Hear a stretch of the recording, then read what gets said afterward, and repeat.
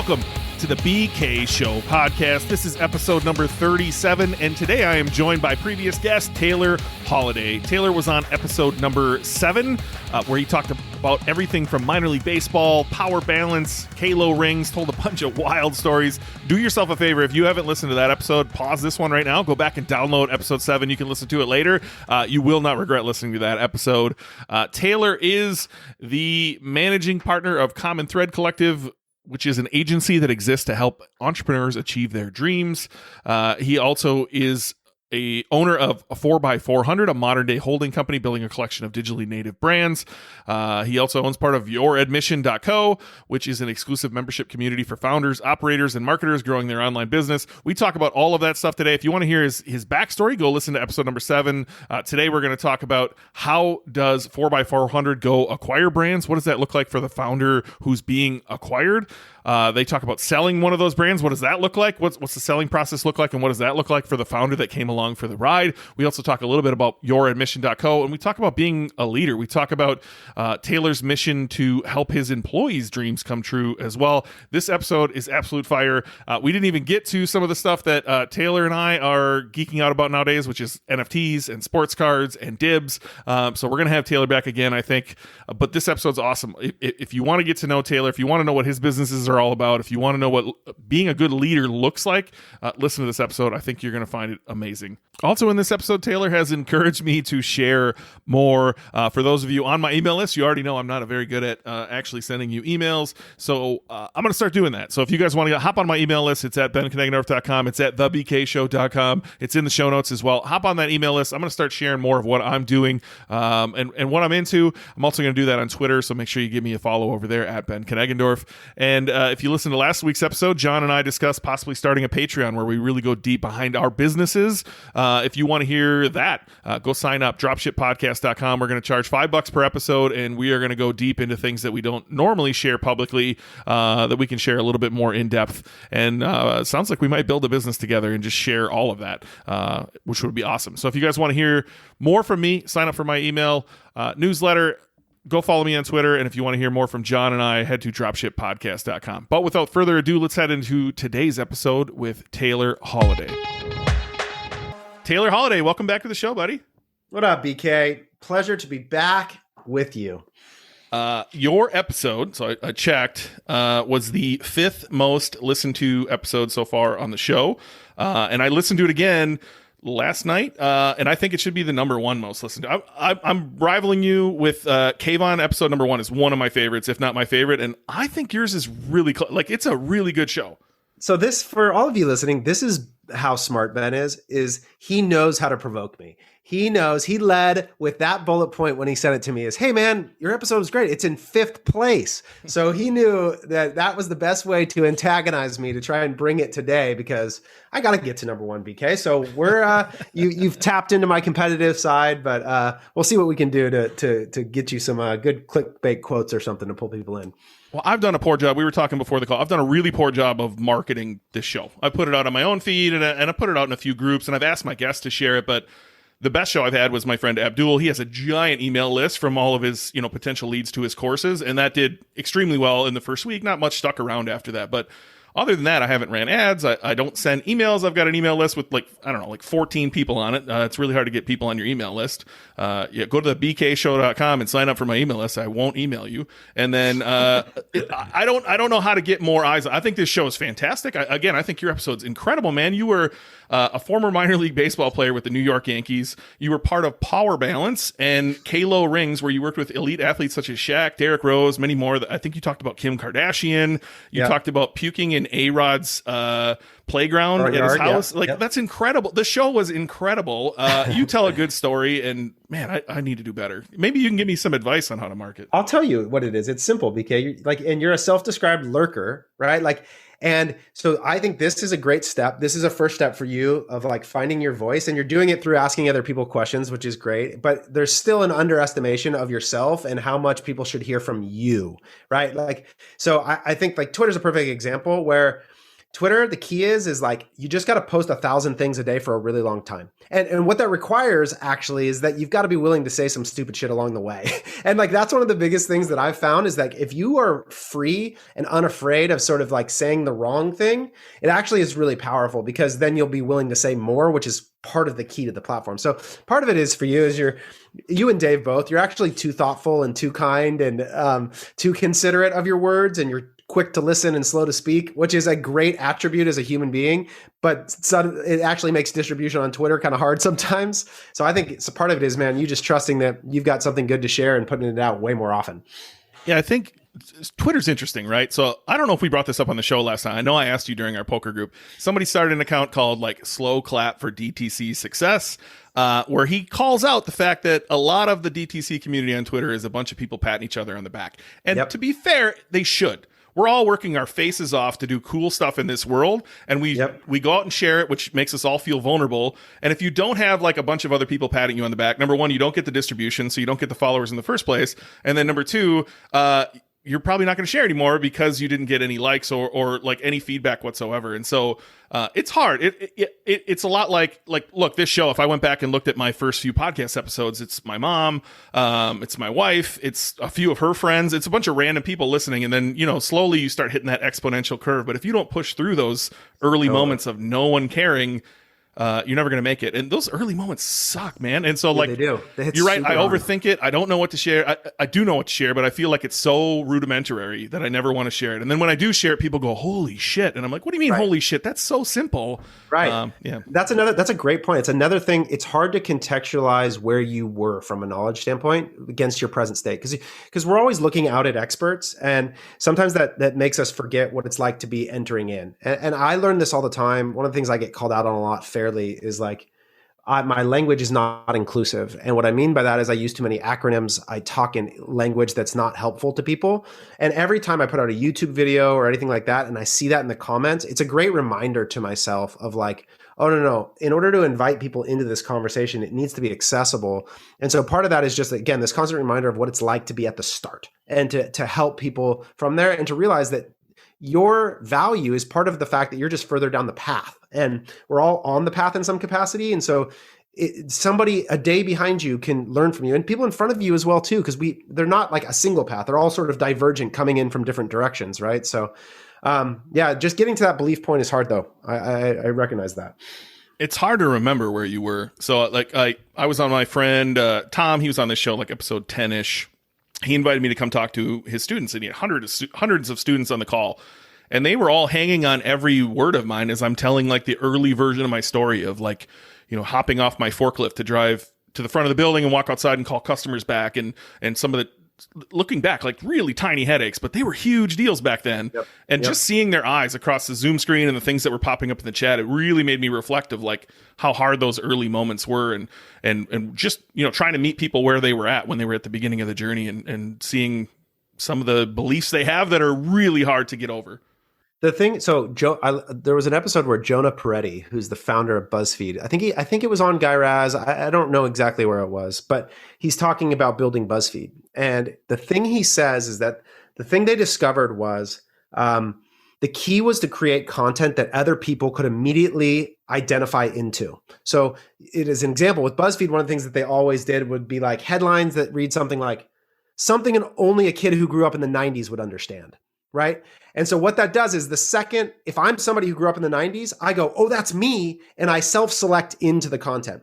What you're describing and why it's so powerful is because if you are speaking to someone about where they presently are versus where you presently are, it's going to be more impactful. So if someone's sitting there and they're in that place where they've got a full-time job and they're stepping outside to make the calls, when you tell that story, now they can see themselves in your story. If you just talk about all the things that you're doing now, they don't get it. They can't see themselves in that. And it's much more powerful when you can give someone identity to find their identity in your story. That's when you'll build a connection. And I think that stuck with me forever, hearing Jonah Peretti talk about that. And I think what you're describing is sort of the same thing. Yeah, I had a mentor tell me I need to put out what I know into a course and teach everything I know and call it From Forklift to Fuck You Money. And that was his point, was like, go back and talk. There's couple thousand Bens across the country driving a forklift right now that know they never applied themselves and they're just dying inside. Right. And they need you. Yeah, one of these days I hope to come out of my shell and be that voice for them, you know? Yeah, well, this is a great step. I think like it's like we're working with Dave right now, like Dave coming on your podcast, doing his first podcast, getting his tweets out there. Like find the space where you're comfortable and expand from there. So I think you're doing it, man. Yeah, I think it is the podcast realm. I think I could talk all day. Maybe I don't talk so super eloquently, but I have something to say. As Jim Rome would say, I have a take and I don't suck. You know, like Yeah, I want to get behind a mic. I don't want to type out words and write blog posts. I don't want to get behind a video camera. I enjoy being behind the mic and just having conversations. That's a great place to start, man. And you're good at it. Well, last podcast we got into like leading up to where we are, and we didn't really dive into your current businesses at all. And so I wanted to dive into some of that, preview for the rest of the show. I want to talk about Dibs a little deeper. I want to talk about NFTs like a lot of bit. I want to hear your take on this because I've seen you passionately rant about them over the last couple of weeks. And so I think you are maybe attempting to be the leading voice on NFTs, which I think is fantastic. And so like I want to propel you with my my huge audience into the stratosphere. Great. I'm in. It's funny. It is true. It's like we went on this like journey through my past and never made it to the present. And so I think that's good because it's funny. I'm a futurist. Like I prefer to talk about the things that have not yet happened versus the things that have. And so I would love to do that. Yeah. Well, your story was awesome, but it got us right to the point of talking about Common Thread Co., your admission, and 4x400. If I could, I want to ask you some questions about 4x400, like right out of the gates, right? So we discussed a little bit about Slick Products, 31 Bits, which are some of the companies. So 4x400 is like a holding company of all of the direct-to-consumer brands that you guys have, but you go out and acquire more brands, right? And so I think since last time we talked, I'm not even sure if you had Bamboo Earth at that point, but you definitely acquired Genuine Collars, which is now Genuine K9, and you acquired Modern Fuel. And like, number one, I want to ask you a million questions. Like, what does that structure even look like? As far as I know, you own it, but you're not really involved there. So you're talking about for me personally? Yeah. So the parent company that all of our entities sit under is an entity called Dream Labs. Okay, so Dream Labs is the mothership, if you will, over all of our entities. And so Dream Labs owns 99% of CTC. It owns 90% of 4x400. It owns, I think, 33% of Kinship. It owns, so we have and then we have a company called Tell Me Your Dreams. We have an investment in a company called AMP. We have, position across all these various entities that all sort of ladder into Dream Labs, the parent company. So I have a position. I'm the third owner of Dream Labs, one of the three partners, and then there's a bunch of minority partners as well in that entity. And so that's how it sort of distributes across the whole ecosystem. So maybe I'm ignorant here. I remember, I listened to, Gary. I think probably a lot of listeners enjoy some Gary. He's got Vayner Media on top, right? He's got Vayner X, he's got Vayner Sports. And I was trying to understand, what is the point of having that many entities? Is it simply like diversification? And so you and Josh, I'm assuming, at the top in Dream Labs and probably some others, right? And then you guys own a piece of this and you're able to give some to employees or incentivize people working for you? Or is it simply is it a tax thing? Is it help me understand the whole ownership thing as I'm starting to launch 3 more businesses right now with different partners. I'm trying to figure this out myself. Yeah, it's a great question. So the primary thing is liability, right? So when you separate out the money between 4x400 and let's say CTC, the reality is that if we let's say we put those all into one entity, if 4x400 became insolvent or had to go bankrupt, then they would come for the assets of CTC, right? So by keeping them all as separate entities, you allow the liability to maintain within the individual structure. So that's one thing, right? The next thing is that I believe that you want to be able to incentivize the owners of the company on the company that they're working on, right? So we want to be able to incentivize CTC employees with CTC equity and 4x400 employees with 4x400 equity without having to then distribute equity across everything that we're doing, right? So it allows us to sort of think about the owners of each entity as being the ones working on those individual entities and make decisions accordingly.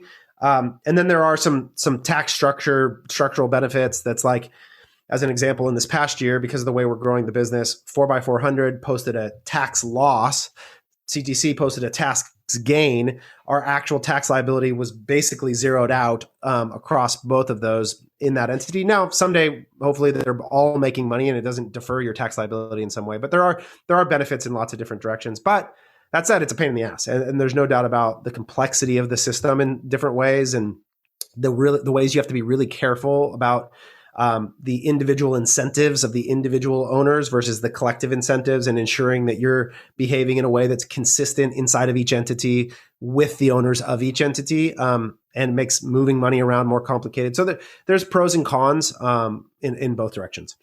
Yeah, so I assume your brands themselves have their own entity, which flow into a parent company, which owns all of those entities, which flow into a parent company, which owns that entity, right? It makes total sense that way. I'm trying to think through it in my head. How does that not disincentivize? So let's say, I'm just making these up. Like, let's say you own more of a share of a private label brand that's part of another brand, right? Like, what incentivizes you to work equally on all of them when you don't own an equal share on all of them? Yeah, so that's a great question. And so there's anytime that would happen, it would create a conflict of interest. So like, as an example, inside of 4x400, this is the place where 4x400, there are 5 subsidiaries of 4x400, right? Like brands that we own somewhere between 60 to 80% of. And then there's an individual owner, usually the brand owner that we acquired the business from, that maintains a position, but they don't have a position in 4x400. They just have a position in the individual brand.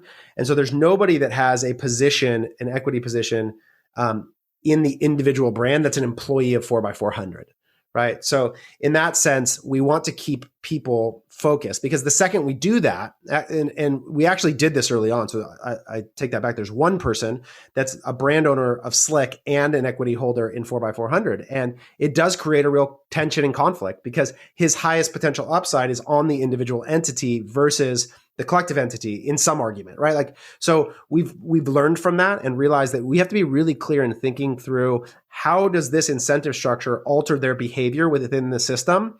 And it's something you got to think about all the time. And the second you notice a conflict, you've got to try and go back to the table and say, hey, we think this is going to actually cause us to not behave in a collective fashion. Could we redesign it in some way? And so we're always trying to think through that, and trying to figure out how we get everybody pulling on the same end of the rope, so that you don't create that conflict, because it's real. If you have varying stakes in different things, it becomes a challenge to think about the right resource allocation. Well, I'm designing that right now, so I might have to buy an hour of your time and have you do it, man. I would love to chat through. We've made a lot of mistakes in this process, and learned a lot of things along the way about how we would, if we could design it perfectly from the start, how we would do it, versus how we're doing it now, and how we're going to continue to try and improve it in the future.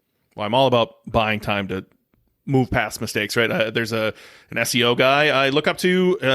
I paid a few $100s for 15 minutes of his time last week, but he turned that few $100s into $11,000, like just buying that 15 minutes. And so, huge fan of that. So, everyone buy my shit. I'll help you fix some stuff. All right. So I want to talk about, like, you acquired some businesses since we last spoke. And I think the way you acquire businesses is unique. I don't know how deep you can go into this, but like, you acquired Genuine Colors, you acquired Modern Fuel, and then you also sold one too. So like, can you talk through how you guys go about acquiring those businesses? Yeah, absolutely. So the general premise is we're looking for early stage businesses. So usually sub $1 million in revenue, very little to no profit. You're dealing with a founder, and a lot of people have probably been in this phase where you're making very little money. Your paycheck is sort of inconsistent. There's probably some debt on the business that's causing high stress. You've got a great product, but you're doing it a lot yourself. And you're in a position of like sort of exhaustion in some ways. You've been doing it for a while. That's painted with a very broad brush, the state of the entrepreneurs that we primarily engage with. And so for us, the value proposition we're bringing to the table is, hey, we're going to acquire the majority position in this business, somewhere between 60 to 80%. You're going to maintain some of the upside. You're going to get a great salary. You're going to get healthcare. All the strain of, is my paycheck company, is going to be taken away. And we're going to invest a lot of money in making this brand better. And very quickly, your 20% with us, along with the security of the revenue that you're making, is going to be worth more than the 100% by yourself. And now we have a pretty good track record of being able to show them what that looks like and why our ecosystem enables that to happen. And so it allows us to acquire the business with minimal cash outlay. Usually there's a bit of cash. I'm talking like somewhere between $0 and $20,000 in some cases. There have been a couple that are slightly larger than that. And then they have a better lifestyle off the back of it. They now have an amazing team of people working on their brand. A lot of that sort of ongoing anxiety is taken from them, and their asset value, the actual equity value, is actually greater very quickly. And so in that sense, we can show them that deal, that opportunity where they're getting both security and upside. So we're raising their floor also while we believe we're raising their ceiling. And if they trust us to do that, then it's a great deal that makes sense. And for some people it is, and some people it isn't. So without, you don't have to give me details on any one of these businesses, but walk me through a deal of like, I know that you don't put a lot of cash down, right? So number one, that takes some convincing to tell that guy, hey, I want to buy your business, but I'm not going to give you anything. And then you're going to give them a percentage. So number one, I'd like to know how you convince them of that, how that earnout works, and how like you make them feel secure. I'm assuming you put them on some sort of salary, right? Yeah, exactly. And so usually the other thing that we do is we give them a percentage of the top line revenue as well. So usually the deal is a salary plus 1%, 0.5% to 1.5% of the GMV right off the top, right? So and now we can show them 3 case studies of founders who went from this lifestyle I'm describing where you're taking money from the business, your business is in debt, you're in constant stress, your business isn't growing, you're exhausted, to making 6 figures in a salary with healthcare benefits and 401k, and your asset value is way, way, way higher. And that's a really compelling offer to somebody in that state. And so for us to come in and say, look, this isn't about the cash right now. We're going to give you an initial, like I said, somewhere in that $0 to $20,000 cash upfront. And in exchange, you're going to get these things. Like I mentioned, the salary, the ongoing royalty on the GMV, and we're going to invest and grow this business, and you're going to maintain that upside when we create a liquidity event. It's really compelling. And I think for a lot of people, it's a really smart move for them to consider. Given the ecosystem we can surround them and invest in their business, from the advertising they immediately get access to the supply chain support, from the customer service that immediately gets taken off their plate, the capitalization, like all of it, in a way that, again, that 20% becomes worth more than the 100% very, very quickly. Well, I have so many questions. All right. So next question immediately in my brain would be, are you telling them upfront, we want to sell this in the future? Like, we want to have a liquidity event. So this is part of the question. So right now, the goal is not actually to create a liquidity event in the individual entity. It's to aggregate the profit into 4x400. And this is something where we live in this tension, right? Which is the point of a holding company is that the multiple on the aggregated profit is going to be greater than the sum of the multiples on the individual entities. Okay, so that's a weird statement, but think about it like this. Entity A has $1 million in profit. It's going to get a 3-to-1 on that money. Okay. And there's 2 of them. So 2 individual entities, each of them get 3-to-1 on their money. That's $6 million, right? $2 million in aggregated profit might get 3.5-to-1 on the money, because the higher the profit number, usually the higher the multiple. So the aggregate value for us of the profit in 4x400 is going to be greater than the individual. So we actually aren't normally trying to sell the individual entities. The only time we're going to sell the individual entities is when it's time to divest ourselves from the asset, because their resource drain relative to their ability to produce profit for the whole thing is disproportionate in our minds. So are you moving to a point where you hope to sell all of 4x400? Yes, that's the highest potential end game. So when you come to Modern Fuel or Genuine Collar Canine, whatever you're calling it, are you telling them that? Are you saying like, here's where I think we can go? Yeah, and I think what we're telling them is we're showing them everything that's happened. And the reality is, like, we don't know the specific outcome for each individual brand, whether it's going to be, hey, this turns into a profit machine for 4x400, or this is an asset like FC Goods, which I think we're going to get to talk about in a second, that we actually did divest and create a liquidity event for. And so we're explaining, this is the system. These are each of the assets.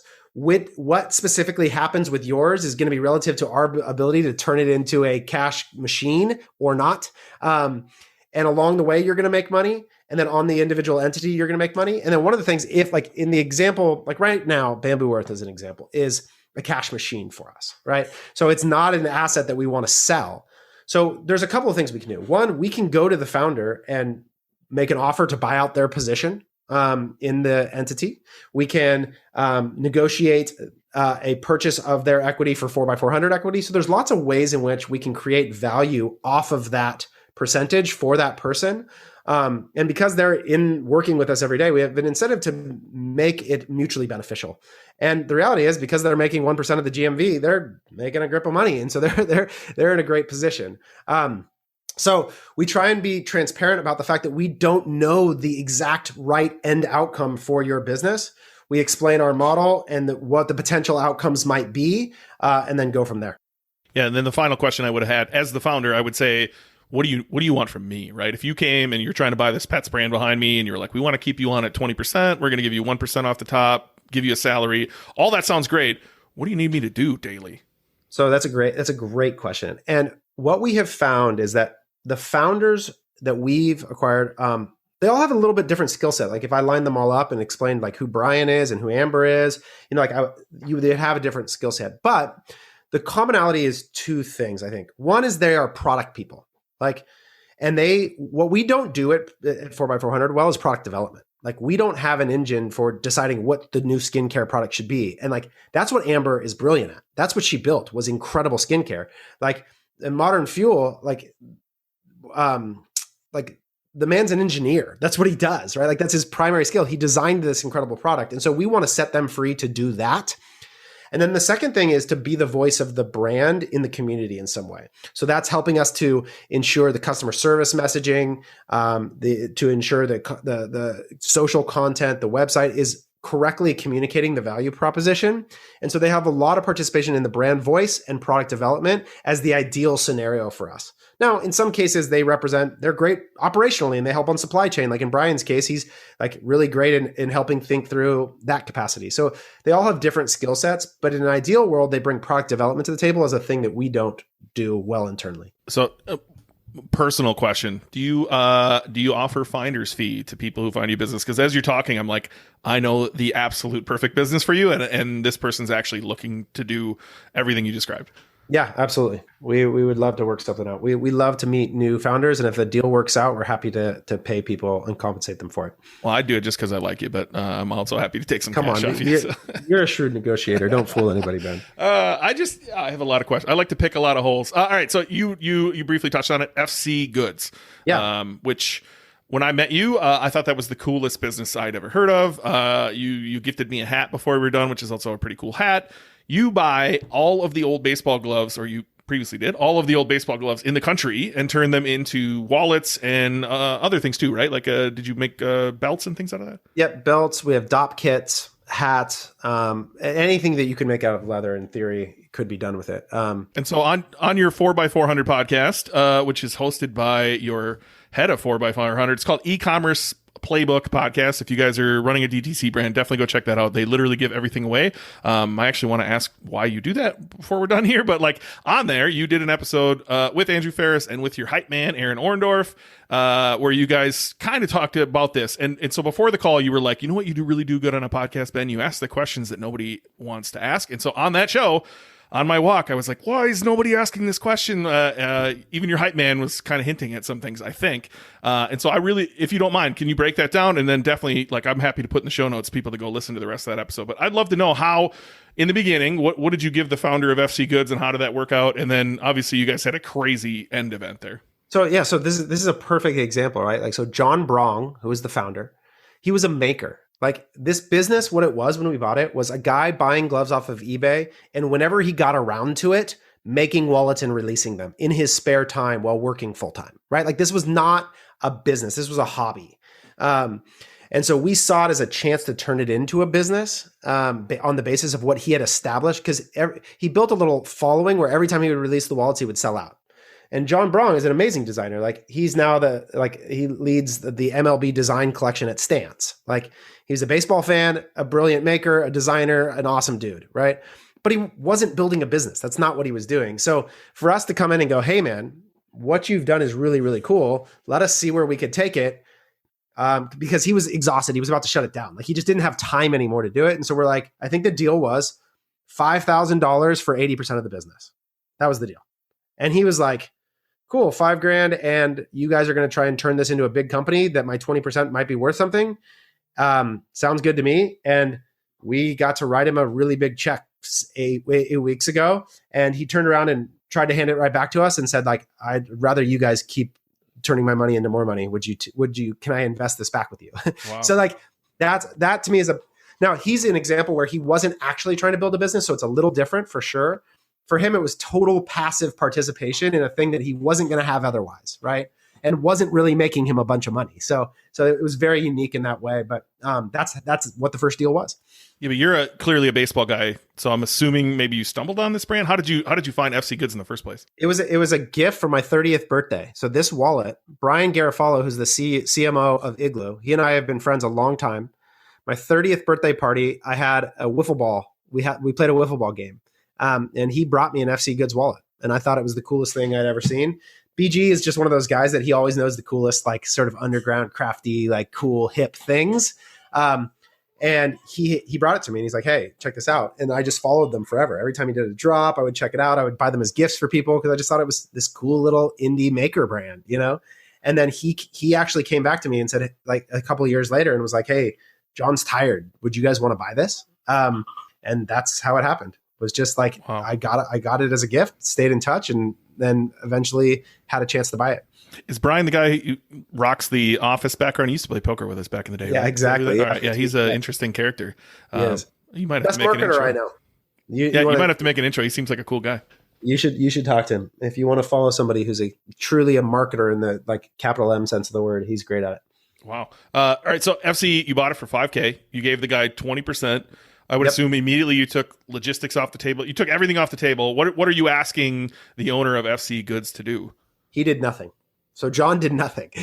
So that's a unique case in that he didn't become an employee of ours. He's the only person. In the beginning, he helped us with some brand stuff. So he did some design work for us early on that we just compensated him for hourly, I think, or he might have been on an early retainer. I don't remember the exact terms, but John had a full-time job. He wasn't looking for employment. So in that case, it was different for us in that he wasn't an employee of the entity we acquired. He was already, I think at that time he might've been working at Ruka or somewhere else, but he wasn't looking for a full-time job. So that was a very different circumstance than the others than Andy or Brian or Amber or anybody else. And, not to bury the lead or give away your podcast, but you sold it and in a short period of time for a load of money. Well, I think I actually like the story because I don't think it's an F ton of money. I actually think what it represents is like a good outcome in e-com that isn't talked about enough, right? So we sold the business about 2.5 years later for $1.2 million. And against the $5,000 investment, that's really awesome. But that's not a unicorn, right? That's not $100 million. You're not going to read about us in Forbes because of that, right? But what it is like a really great multiple on your money, which is what you're trying to do, right? Is to find things that you can turn around and make a good return on. And it's also a signal that we didn't think it had a lot more upside with us as the owners, right? And so that was why we divested, was because the supply chain was so hard, man. Like trying to continually source and find gloves was exhausting. And it became this burden, and we had tried product development, but we couldn't get anything to crack. The LTV was kind of crummy. And so for us, it was just time to say like, hey, the amount of resources it's taking to produce this amount of money probably could be reallocated better somewhere else. So we're really proud of the outcome, and we think it's a great story. And it's one I want people to hear because I want them to know that you don't have to just try and build businesses to $100 million. Like there's lots of other ways to do this that can be really productive for you. And so, yeah, like you can imagine, we got to write John a really cool check out of that. That was a great deal for him in 2.5 years. There's not a place he could have gotten a better return on that, right? So that I'm proud of, and I think it's an untold narrative of e-com that I think we would all do better to hear more. Yeah, I think obviously the guy got the huge check. Sounds like he wanted to reinvest it to make it grow more. Did you allow that to happen? Did you let him invest in something? We did. We didn't have anything at the time, but we're definitely keeping him in mind on it for sure. But I got to imagine, 1.2, 20%, what was that? $200,000? Like there's no way he could have imagined that happening like at all. Yeah, no, I don't think any of it. Like, I think we all hope, right? Like you start a business and you're hopeful, you sell it hopefully with the dream of that. So I don't think it was like completely out of his realm of possibility. And he was following along. Like he knew how much revenue we were doing. We would keep in touch. And I think if anything, he was like sort of sad that we pulled out at this point that we did, because for him, it was sort of like his really big upside opportunity, right? Like, and so if anything, he wanted us to keep going. It's not to say that he wasn't appreciative or excited about the opportunity, but you don't have many places with that sort of asymmetric potential return relative to your risk, right? So in those cases, like it'd be like if I came to you right now, BK, and was like, hey, would you take 200,000 for your money in dibs? Like, you would probably be like, no way. Like, I mean, I don't know. You're a pretty rational guy. You might actually do it, but there's no way I'd do it. Right. No, so no chance.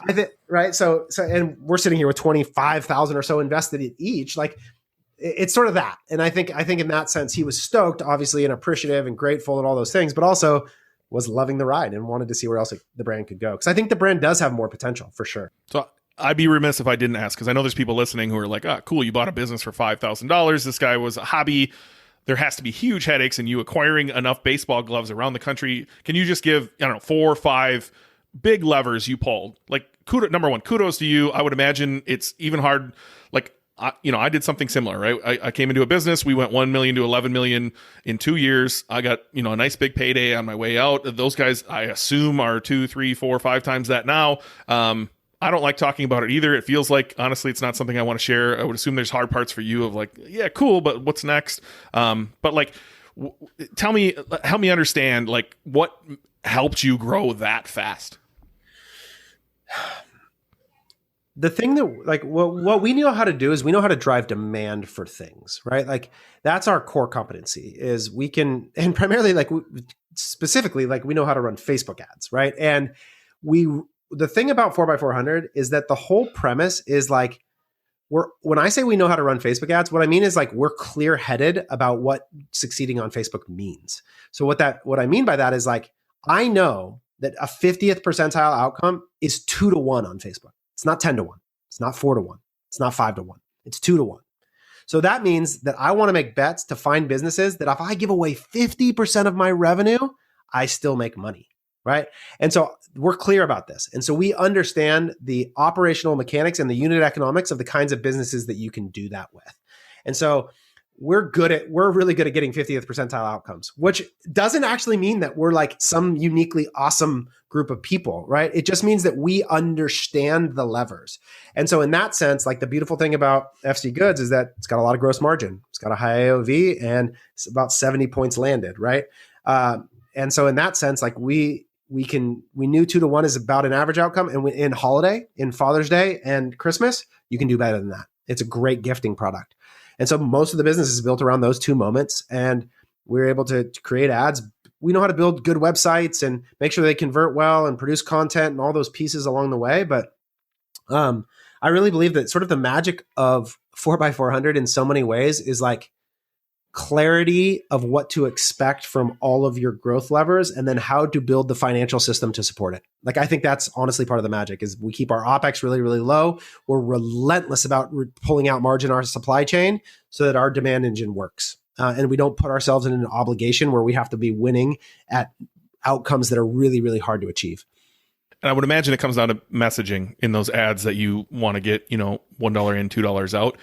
What types of messaging won on that? Like, who are you targeting? Are you targeting, does Facebook allow you to say this guy likes baseball? Are they accurate on that? Yeah. And then what kind of messaging is actually like converting a sale? And are you even targeting the guy? Or are you targeting his wife? So it's interesting. Like, so as is the case in many times, there was one ad, and I think, I don't have the exact number in front of me. It's in our article, but I think there's one ad that we spent $700,000 on. Like, there often is, like, in those early days, a hero. And what it is it's my partner, Corey, standing in front of a desk that we made in our office, describing the wallet. And he's in a baseball hat. He's got a mustache, and he looks like sort of a, average dude.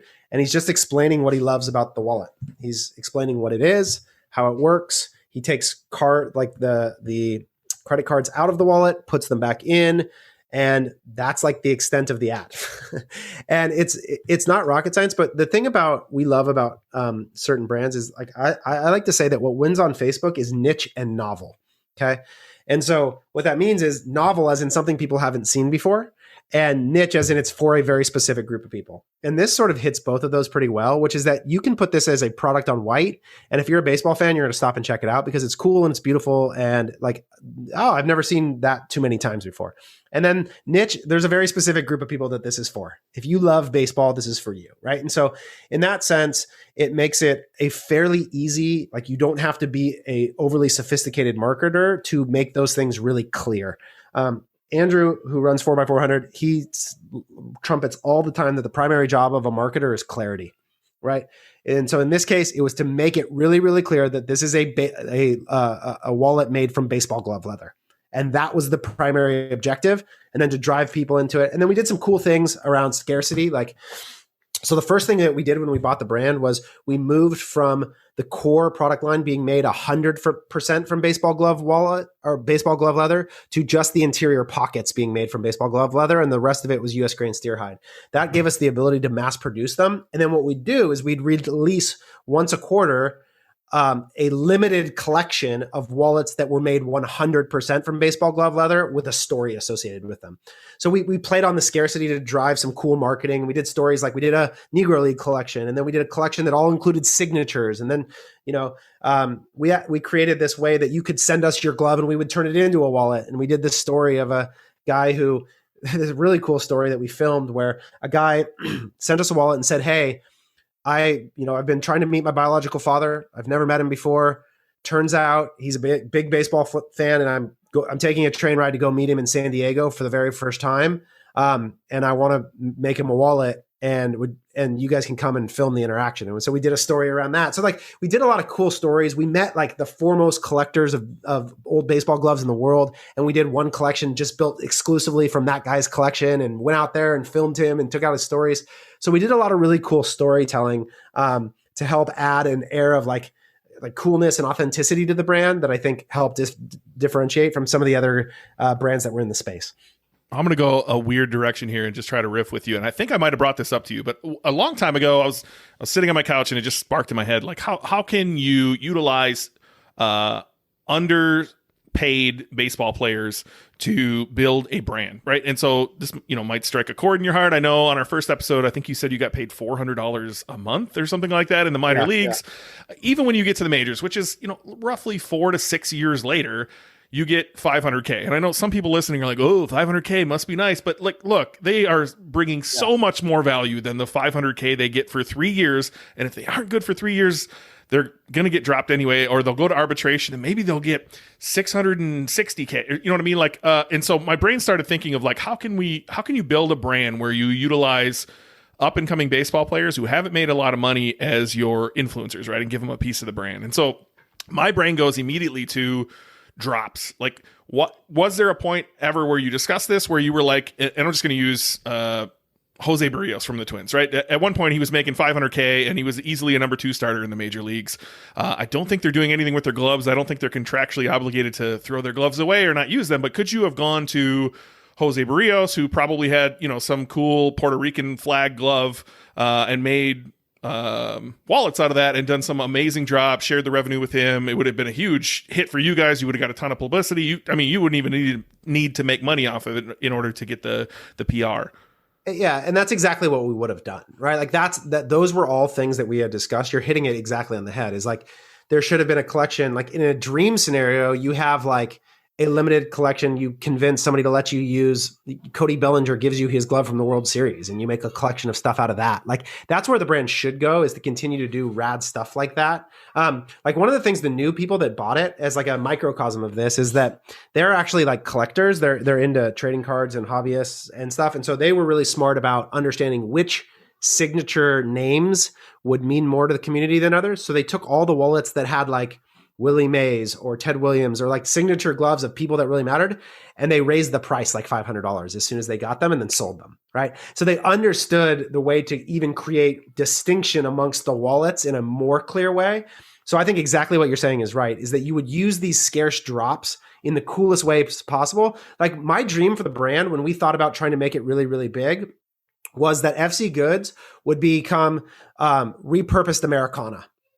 I wanted to go beyond baseball gloves to repurpose music record. Like we were at one point looking at buying up a bunch of old vinyl and turning it into stuff, buying up old boxing gloves, seats of Harley Davidsons. We looked at interiors of old fighter jets, like parachute material. Like we wanted to repurpose Americana. And I think there's still a huge play if you could pull that off and then drive these really specific, like cool drops as the way to continue to engage with the brand. Like I think there's a huge brand there if you do that. And if you were committed to it, it's just it's hard when your supply chain is like scarce goods. Like it makes it harder, right? To source it and find it and figure out how to work with it. And like, it's a grind, but it's a really cool business that I think is sitting right there that you're tapping into. Yeah, I think I have this weird love for baseball that most people don't have. I know you have it too. And whenever I do decide to build a new brand, like once I finish what I've started so far, it's going to be around that. I don't know how I bring in baseball players, but like my heart goes out to a lot. I'm a huge Twins fan, so like just a good example is Mitch Garver. In 2019, Mitch Garver hit 31 home runs and 300 at bats. That's the best season of a catcher since Mike Piazza. He had a little rough year last year. He was injured. First ball of spring 2 days ago, he hits the ball 106 miles an hour. He's back. He's going to have an absolute monster of a season, and he makes $572,000 or something like that. Like, and he's old, right? He's a late bloomer. Yeah, like he's never going to get to free agency. Yeah, right. You were a late bloomer as well, so you know how that goes. Like, he's going to be in his mid 30s by the time he's a free agent. He'll never get paid. He might get some arbitration cash. And again, he's going to make $20 million if he continues on this path through arbitration. Good for him, but like he deserves so much more. And I think they have the ability to do more. Athletes are turning into entrepreneurs as well. Like Trevor May, another former Twin, he's huge on Twitch. He's plays a lot of Call of Duty and Fortnite and things like that. And I think that's the future. And I want to be a part of that. I want to be a part of baseball as well. And so I don't know where that's going to go. Certainly going to be like first person I call is you. Like you want a piece of this? Let's figure out what we're doing.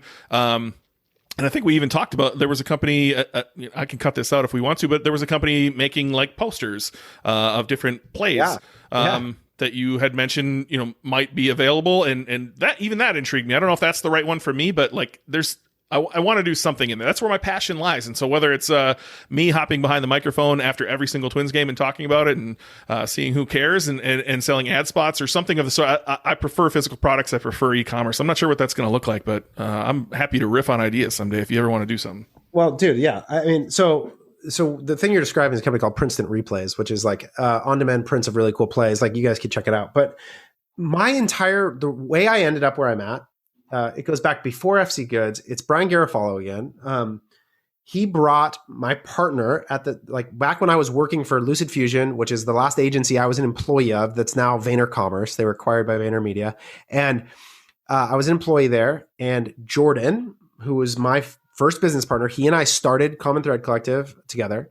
Brian Garofalo brought him an idea for an apparel company called the Maple Union. Okay.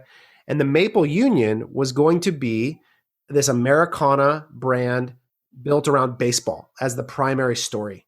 And that's how that's how I got brought together with Jordan, because Brian brought it to Jordan and Jordan was like, I don't know what I could do with this, but let me bring Taylor in. The five of us were getting ready to start this company.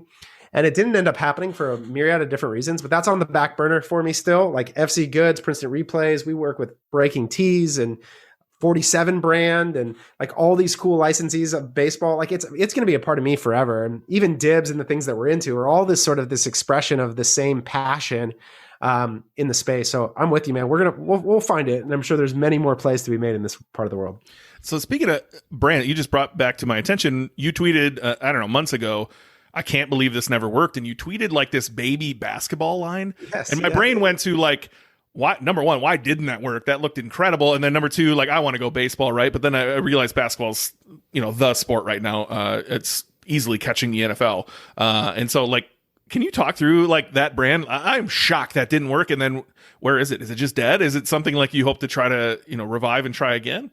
So, yeah. So this is a perfect example of sort of what I say when, like, what are the mechanics of something that works? Like, so the company you're describing was a company called Opening Day. Okay.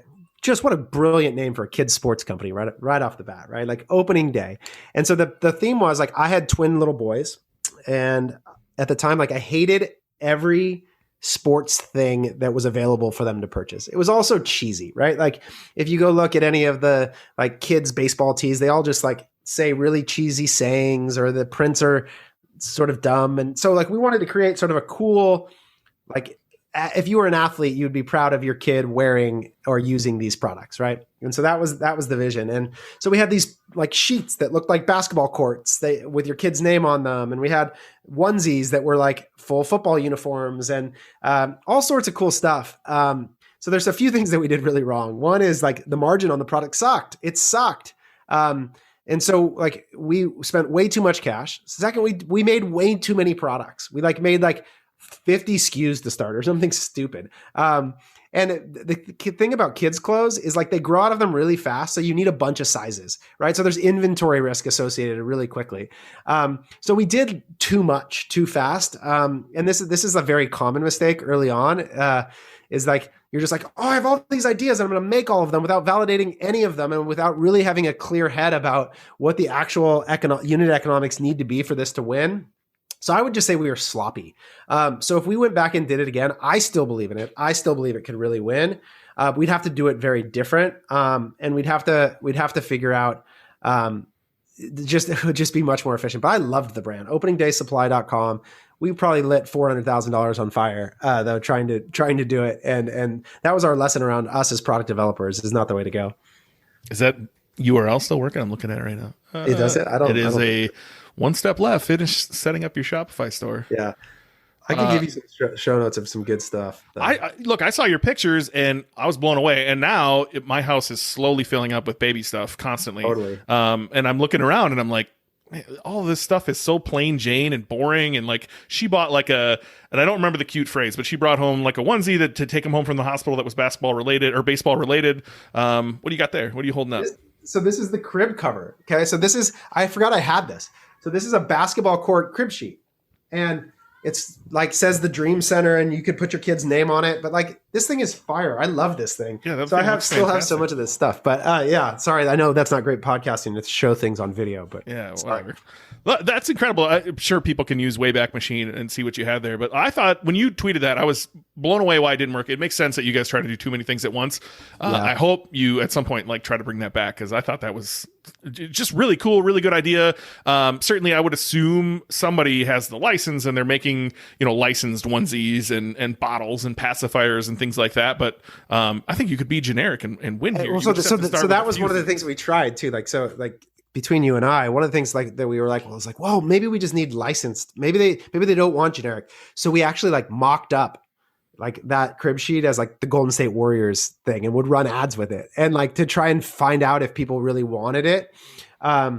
And we just couldn't, like, it was crazy. The ads would get so much engagement, but the conversion rate was not great. And part of it was we were pricing it super aggressive to make up for the margin. Like it was a lot of business mistakes, to be candid, of why it didn't work more than anything. But yeah, like so many lessons in these things, man. Did you get any pushback from like the license holder on like? Oh, we did it for like a day, right? Like to see if it would work. And we weren't trying to actually sell it. We were trying to prove that it would be worth going to get the license and pay for it. So we did it very quickly. Of course, we would have gotten smacked if anybody had seen it. We'd have gotten a cease and desist quickly. But it was just a mechanism to see like, okay, is this the conversion problem? Like if I serve this to Warriors, like we would go like parents of children 0 to 1 who are also Golden State Warriors fans, and we're like, this has to work. There's no way that this isn't going to work. And it just didn't. It just didn't in the way that we heard. And I think another thing is like, you're emotionally compromised when you are really deeply the customer. Like as a parent, a former professional athlete, parent of baby kids, like it was hard for me to see past my own opinion of the thing in a lot of ways. So I don't know, maybe it would work in a different alternate universe, but it certainly didn't with us. Yeah, I'm fascinated rather about some brands like this. So there's a company, and you can pull it up if you want to, Soda, like Minnesota, sodastick.com. And they make some of the most like interesting shirts and hats and things around Minnesota baseball players, Viking football, wild hockey, things like that. I have no idea how big this business is, but they advertise on these like niche podcasts, which aren't so niche. The one I listen to from the Twins is like the 10th best baseball podcast out there. They have a pretty giant following considering the Twins are a small market team, but I'm fascinated by those little brands. And so I like that you went generic, but I do wonder, like, would you have to niche down and almost have like pieces for every market, and then that would lead to just inventory headaches. And well, that's the hard thing with license nightmare, business, right? Like that we work with one of the biggest licensees in 47 brand, and it's a hard business for that exact reason, right? Like you're required via your license to produce all of the inventory, but the reality is like only a few of them sell, right? So it's a really challenging inventory game to merchandise licensed gear. And it's also margin tough, right? Because you're paying a royalty on every product along with the production. So in that sense, like, and our very first business at Power Balance, we did a bunch of licensing deals. So I've spent a lot of time in the license space, and it's actually, like, in a lot of cases, not the most awesome business. Because in a lot of cases, you're taking what is a global audience or a nationwide audience and you're dividing it into a tiny subset, right? And so I tend to want to go the opposite direction with products as much as possible. So it's hard. And that margin hit, they want their piece of it, and understandably so. So like, at the same time, like Igloo Coolers, who's one of our clients, they do awesome jobs with licensing. They do stuff with Disney and Star Wars and Post Malone and all sorts of people, and they crush licensing. So it really just depends on the economics of the product and what the audience is and how cool and novel the collaboration is. So it can be good and bad, but there's no guarantee just because you have a license you're going to make money. Well, and we love sports, so sports is the easy one to think of, but I'm thinking of Paul Miller. He owns Cozy Phones. You go to Disney, you go to Nickelodeon and things like that. And so have you worked with any brands that have licenses from more broad applications, more so than like, Yankees are a huge team and they have fans everywhere, but it's still a small subset compared to a broad audience? Yeah, totally. We've done stuff, like I said, Igloo's got Disney and Star Wars and all sorts of giant ones. We worked with a beauty company that did a bunch of releases with Disney. So yeah, we've worked with a few different companies that do all sorts of different licensed stuff in collaborations. And in a lot of cases, they have a really, especially when you start talking about Disney or Star Wars, like those audiences are just rabid, right? Like they have insatiable appetites. So in some cases, it can be super, super powerful. They move slow. They're hard to, like, you have to get approvals on every little thing, right? Like, so there's pros and cons depending on the asset type. And then the other thing I'll say is that when you're a brand, the LTV on licensed merchandise is really, really poor because they're not buying your brand. They're buying the license, right? And so in that case, there's very little connection to the underlying asset when you do that. So it's just something you have to be cognizant of if you're building your brand off the back of licensed merchandise. I think you'd have to have a very, very unique, cool product in order to have them want to share it more so than just share, like you said, like if I bought a Twins hat, I'm sharing the Twins brand. I'm not sharing the hat. There's nothing cool about the hat, right? It's just another hat. And so right. I think Cozy Phones might fall into that example. I mean, they work great for kids to just throw a headband with headphones on their head. And I think the application is just as cool as the fact that it has, Paw Patrol or whatever it has on it. That's right. Yeah. And that is cool. In that case, like you've got a product that's unique enough to carry its own identity as well. So yeah, that's cool. Yeah, I'm gonna have to get Paul on here. I think he's got a heck of a story to tell. Well, I'd love to dive into a little bit of like how your other companies work, right? So you have Common Thread Co., which I assume is running all of the ads for 4x400. Common Thread Co. is your agency. You're shaking your head, so that's not true. But I'm going to give you a little clout here. On your website, you have the North Face, Lululemon, ColourPop, Igloo, Theragun, Dude Wipes, Diff Glasses, Wilson, Supply. I mean, you've got some big names on here that you guys are running marketing for. How does that play into 4x400? And like, again, where does your role personally, like, where do you sit above or in these companies? So my day-to-day responsibility is I'm the CEO of the agency of Common Thread Collective. And then I'm the managing partner of Dream Labs, the holding company. So when we act in the holding company, my job is sort of the chair of that board, if you will, or the managing partner of that board. And then, but my day-to-day is the CEO of the agency. So Common Thread Collective is a traditional service agency, in that we provide growth as a service to our clients. And we focus exclusively on consumer product e-commerce businesses between 0 and 50 million. And we help them grow in a variety of ways. Our primary services are paid media management, email, SMS, and then creative across those funnels. So that's my day-to-day, is leading that. We've got about 96 people now, I think, inside of that company. And get to work with a lot of rad businesses, learning and helping them achieve their dreams. And then I want to circle back on that to something cool you're doing, but also you have your admission .co. Huge prop from Bill D'Alessandro, who, looking back, Bill was episode number 31 on this show. If you want to go listen to Bill, he acquires businesses as well. Bill's one of the smartest people I think I've ever met. So definitely go check that out. But Bill gave you props on that episode, saying and it might have been afterwards when we were talking, that he thinks that's simply like your guys' training methods. When you hire a new employee, you give them this training method, and then at some point you must have said, wow, we should sell this. Is that accurate? Yeah, so I think there was two things that admission was intended to solve. One is that if you draw a curve of like all e-commerce businesses, and let's say the y-axis is the number of businesses and the x-axis is revenue, right? And you were to draw a curve, like most of the businesses are 0 to 1 million. Like in most e-commerce, that's the largest chunk of the market. And the reality is the economics of them hiring us as an agency don't make sense for them. So it was like we developed an agency to help entrepreneurs achieve their dreams, but didn't have a product for the largest portion of the market. That didn't make sense to me. And so we wanted to develop a product for that portion of the market. And so that's what we built Admission to do, was to serve that early stage, to teach entrepreneurs to manage their own ads, which I believe they should be doing at that size of business.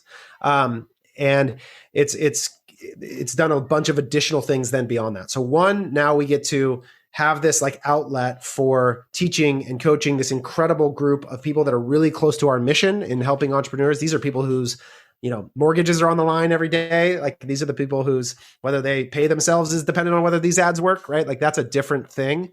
And then it's also a great breeding ground for clients. So our clients grow up in there. They become bigger businesses that can hire us. It also is a place where we find deal flow for 4x400. So a lot of those businesses are the ones that we want to acquire. So it gives us access to all of that. And then the new thing that it's doing that we didn't expect is that what happens is a lot of people like Bill have their employees join Admission to learn. And so it becomes a development ground for media buyers that we want to hire. And we just launched a program specifically that we call the Admission Scholarship Program, where every quarter we have a cohort of people apply to learn how to become a media buyer, and then we hire out of that group. So it's a talent development firm, it's an employee development firm, it's an expression of our mission in a really, really cool way, and a cool revenue stream for us on some nice MRR off of that recurring business.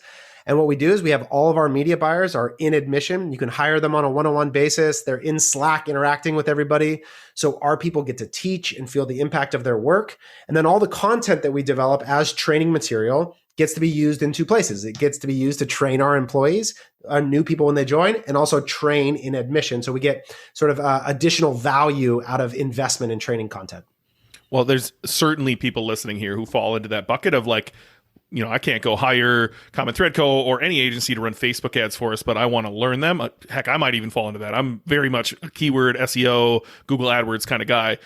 Give me your 30-second elevator pitch, because I know there's people listening here who should be in there. And then, what is it? It's only like $250 a month, isn't it? Yeah, it's without a doubt the highest ROI investment that we offer. Like I will personally guarantee, we offer a full money back guarantee on the value that you will get out of this thing. So what you get for $250 a month is you get our entire library of all the content we've ever created. So this is video content, templates, articles, everything. You get over, I think the partnership affiliate value of all of our partners is something like $25,000 a year if you use it, like an insane return on just all the software that you use in the tech stack as a partnership. You get to be part of our Slack community, which literally every one of our employees, I'm in, everybody's in, that you can ask questions all day long about whatever you want. We have a fractional CFO in there from Bean Ninjas, Wayne Richard, who is there to answer financial questions. Who you should talk to, BK. He's awesome, by the way. We have a mental health professional that's in there to help you process anything that you're struggling from TMYD. So the amount of resource that you get surrounded with is just incredible. And then on top of that, we do bi-weekly webinars where we're coaching. And then pretty soon you're going to get also access to our data tool as part of the community as well. So we're constantly amplifying the value of that offering. And it's just an incredible place to walk alongside other entrepreneurs and media buyers and learn together and get direct access to data and questions to be answered and all sorts of things. I think it's incredible. I was in there with my now former partner, Brian Angel, who's been on the show. Brian did some cool stuff with our standing desk and the treadmill desk company that we acquired. I think it's unbelievable value for $250. So if you're wanting a way to learn Facebook ads, but also be interactive, I think it's not a course, right? It's very interactive. Oh, yeah. You can get feedback. There's a ton of calls. It sounds like there's a Slack channel, which I wasn't part of, but Brian was. I remember him saying like he got chosen one week and they helped him make ads, which turned into and you can see them on InMovement, like him having his kids come interrupt him now that we were all home for COVID. It was some fantastic ads that they were able to make out of there. And so if you're thinking about this at all, go to youradmission.co and sign up. So I want to circle back to Comment Thread Co. if you would. You do two things there that I personally just want to ask you about. And so number one is like you want to help your employees' dreams come true. And so I briefly touched on this on a recent episode with Tyler Sickmeyer of what he's trying to do with his employees. We actually talked about you, and I thought it was kind of cool what you guys were doing. I want to hear from the horse's mouth how you're doing that. I've hired poorly, if I'm honest with you. I've been part of a company where we hired really, really well. And so now that I'm building my own machine here in Wisconsin, I want to know how to do that best. And so you're a great example of somebody who's been a great leader and built a great company, and you've probably made a gazillion mistakes. And so like, how are you helping your employees' dreams come true? What does that even look like? Yeah. So it's a weird phrase, right? So early on, and I think every business has to get really honest with this question. Okay. And the question is, why would anybody want to work for you? Like, just get really honest with yourself. And not just anybody, but like the really talented people that you want to work for you. Why would they turn down every other opportunity to come work for you? And it's sort of like the same question you have to ask about your product, right? Like, which is like, why would someone buy this product over every other product? And the more like objective and honest with yourself you can get about this, the more powerful the potential is to change the answer. And so early on, we didn't have a lot of good answers to the question. We had a crappy office. We weren't making very much money. Our clients were suspect. And so the idea that anybody would want to come work for us, it was hard for me to justify. I at the time we were living in Orange County, surrounded by some of the coolest cultural brands like Vans and Stance socks, and Google has an office here, and it's like they have basketball courts and chefs and free lunch every day. Like, why would anybody choose me over any one of those things? And I used to wrestle with this question all the time. And the answer that we came up with was we believed we could care more about people than anybody else. Okay. Now that sounds like some hogwash, like woo bullshit, right? Like, so the key was though, how are we going to make that real? How is that going to be true? And so the answer was, well, I've worked in a company before and I know what it feels like to feel like you are working to make somebody else money or working to help somebody else achieve their dreams. And you're just sort of a person in the system. And so we thought if we could create a symbiotic relationship where I ask you to come work for my dreams and I'm willing to work for yours. I'm willing to ask you, what do you want for your life? And I will help you go there no matter what the answer is, that we could do something special. And so that was the premise. You come work for me, we'll work for you. And whatever it is that you want for your life, like we will help you to achieve it. We have a cool network. We know a lot of people. We'd be willing to go to places that other people wouldn't. And so it started with my partner, Josh, going to lunch with our employees and asking them that question. What do you want for your life? And what's crazy is the first person that we did it with, his answer was, I want to start a competitive agency. And so we were like, oh shit, like, are we serious about this? Like, are we actually going to do that? And we said, we're committed to this. We taught him how to file an LLC, set up a QuickBooks account, launch his brand, and threw a party the day that he left. And since that moment, we've been fully committed to this idea. And what began as this like little sort of spring of going to lunch became what is now every one of our employees meets with a licensed therapist every other week for 6 months to identify their dream for their life. The first Monday of every month at CTC is something we call Dream Day. Yesterday, we had 12 people announce their dreams. And that's everything from an employee standing up, sharing about his past as an immigrant, dealing with an abusive mother that's prevented him from dealing with who he is and what he wants to be able to do to develop relationships and his desire to solve that, to people saying they want to learn to speak Spanish. Like, it runs the gamut. And then we put them into pursuit groups. So everybody who's declared a dream gets in a group with 5 people. And it's a sort of like an accountability group where every 2 weeks they're checking in on each other's progress towards their dream. And then when they achieve it, they come back to Dream Day and share what they're doing and then go back through the process. And this is a massive financial investment for us. And we've actually spun it into a separate company now called Tell Me Your Dreams, where we provide this service for other companies as well. And what has happened as a result of it is that we thought that the people would have dreams about other things. They'd want to be zookeepers or travel the world or have nothing to do with our company. But people started dreaming about CTC. They started dreaming about, I want to launch an office in New York. I want to launch a branding department. I want to become a better leader. I want to whatever. And it's now the backbone of our culture. It's who we are.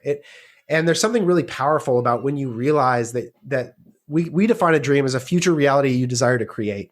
And when you become participatory in shaping your future and you take ownership and accountability into that, like there's a lot of possibility that gets unlocked. And we've seen some really rad things happen alongside people. And then it allows us to step into our relationships with our clients where our role is the same. We are the guide for them on the pursuit of their dreams. And if we can believe about their business, what they can't yet believe about it themselves, then we can be really helpful. So that's a lot. It's been a big journey for us, but it's absolutely the backbone of our culture and who we are. I can only imagine what it feels like from the employee side, right? I was a number at every company I worked at. I was replaceable. In fact, I was told often, if you don't like it, there's the door. And it was not fun. I didn't like working there. I hated my life. And so I imagine that once you are on their team and once you help them get any wins under their belt, they're going to want to help you get wins too, right? I think Alex Sharfin says something like from X amount, 0 to 1 million or 1 million to 10 million. It's all about how, you hire employees about how those employees can help you get ahead. And then if you want to go from 10 to 100 million, you have to figure out how you get your employees ahead. And so that makes a ton of sense. And the way you describe it makes me kind of honestly come work for you, which is weird because I don't ever want to have a job again, but like, that's exciting. I appreciate what you're doing over there. Is there a way to like refer people to you? I can think of a few people in my head that might be a good fit for you, and I'm sure they would love working for you. And like, I know you're always hiring. I always see you on Twitter, like approaching people. And so what does that look like? If there's anybody listening who's like, man, I want to work for this guy. You can go to our careers page on our website. It's the easiest way. We're growing like crazy. Or you can DM me on Twitter. Those are the two best ways. We're going to hire probably another, hopefully 100, 120 people this year. And we want amazing, awesome, talented people who want to use us like a trampoline. Like I say this all the time, and I mean it, is that the best thing that you can do is come to CTC, grow and learn like crazy, and then go get your dream job from there. Like I just had a call yesterday with another one of our employees. Like the crazy thing is, like our employees get poached like crazy to go lead e-commerce growth businesses. Like I had another one of our employees yesterday that's going to lead growth for an incredible brand. And she was on the phone with me just sharing like how much she entered in as an intern and now 4 years later is leading growth for a brand that she could have never imagined. And like that to me is a celebration of the CTC story. That's not of course it sucks to lose her. And of course, like it's going to be difficult to replace, but that's what we're here to do is like we served each other for a season. For 4 years, she was awesome. She was an awesome employee and she served our dream and the growth of our company really, really well. And the fact that we served her and got her closer to where she wants to be is like a perfect example of what should be a mutually beneficial relationship. Well, I'm jealous. I'm certainly going to lean on you to ask questions along the way as I try to build out a team. But it's impressive what you've done. Is there some examples you can give besides the one you just gave? Like where have people gone on to, that have worked their way through your system and moved on to bigger and better things? Yeah. So in the last 45 days, one of our employees is now leading growth at Cuts Clothing. Kyle Lawrence, he's awesome. Kyle showed up. He has an awesome story where he applied for a job in influencer marketing. He didn't get it. We turned him down. He came back and applied for our internship program. This was 3 years ago, and he got into the internship program, and then we lost the media buyer right before the internship program started, and we hired him. And in 3 years, he went from a media buyer with very little Facebook experience to now leading growth for a 8-figure plus brand. He's doing awesome. Another one of our employees is leading growth for Love Wellness, which is an amazing women's health company. She was with us for 2.5 years, came in with middle. So it's like that's just in the last 45 days that I'm thinking of in ways that, and it's like candidly, like I would try and hire my people too. Like we invest more in their growth and learning than anybody. Now my job is to make it hard as hell to get them, because you're going to have to overpay them and you're going to have to pay them really, really freaking well to pull them out of our ecosystem, because they know they're going to keep learning like crazy where we are and growing and getting more opportunities. But when that comes, like, I want them to go chase it. Like it's crazy to me, the idea of being an entrepreneur who was a terrible employee, who wanted to do his own things all the time and had his own dreams, that I would ever expect someone to turn down some dream or opportunity that they have for me. Like, of course they shouldn't. And so we want to continue. And this is why, like, one of the things I always talk about is that you worry about losing. Like, if you're a bucket of water, you worry about losing water. But if you're a well, you don't worry about losing water, right? And so one of the things I talk to our people, our leaders all the time, is we want to be a wellspring. We want to be where the water comes from, where it develops, where it constantly is refreshed, not something where we have like this scarcity mindset that if something's taken from us, we won't have more. And so whether that's ideas, like people will ask me sometimes, like, why do you share openly about everything that you're doing? And it's like, well, because we're a wellspring of ideas. If you take my idea, I have more, and we're going to continue to build a place that creates more ideas. So you can't actually take from us. You can't diminish it if you're a wellspring. And if you can have that mindset with people too, I think it will end up being a place that people will want to come. I think I can think of a few people listening who should definitely try to work for you. Here's the tip.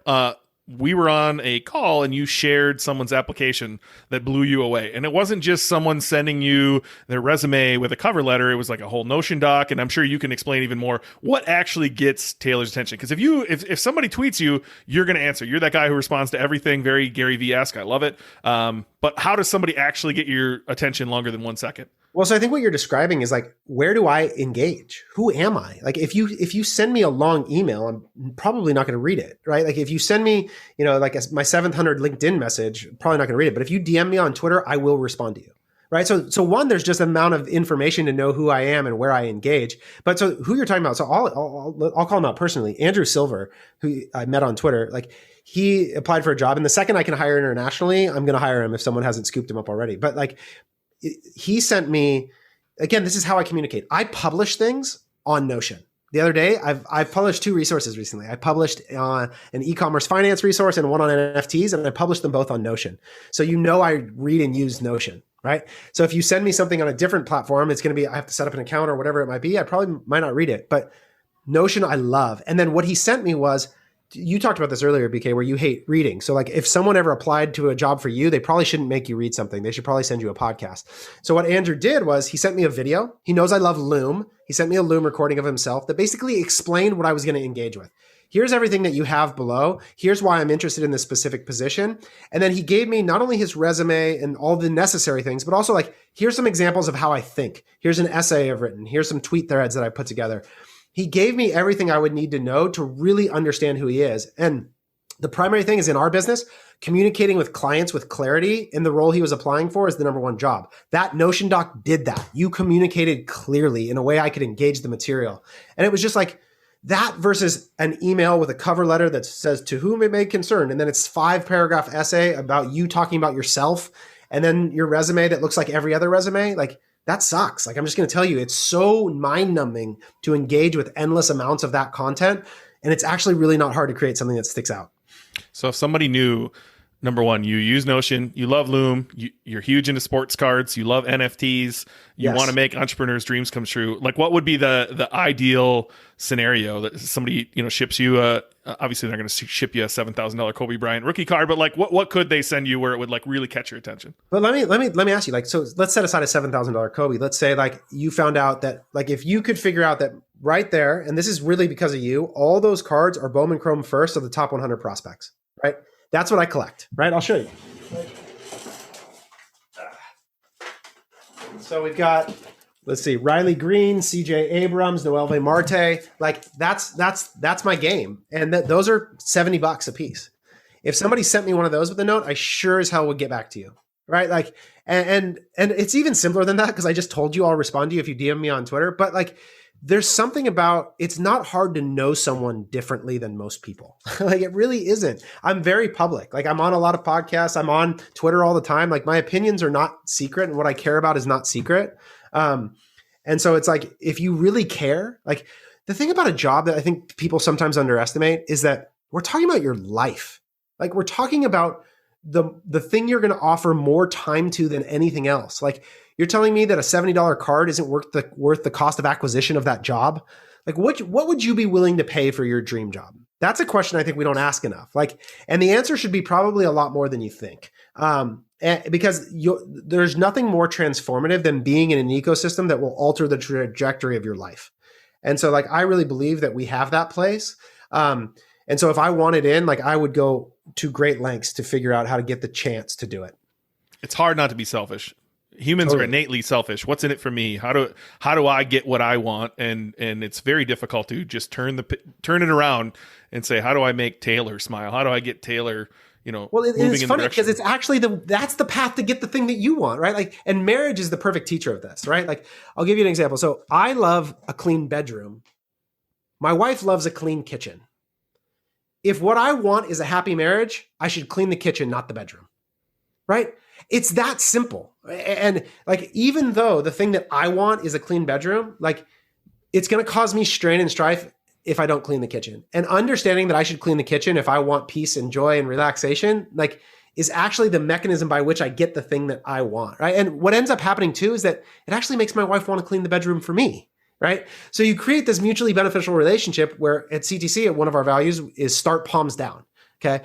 It's this idea that before you ask, come and serve. Right. And we are in the service business. So our job for each other, and I talk to employees about this all the time. One of the things that employees miss when you're in a corporate setting, if you want to move up the corporate ladder, the number one way to do it is to find out what your manager's KPIs are and be invested in making them come to life.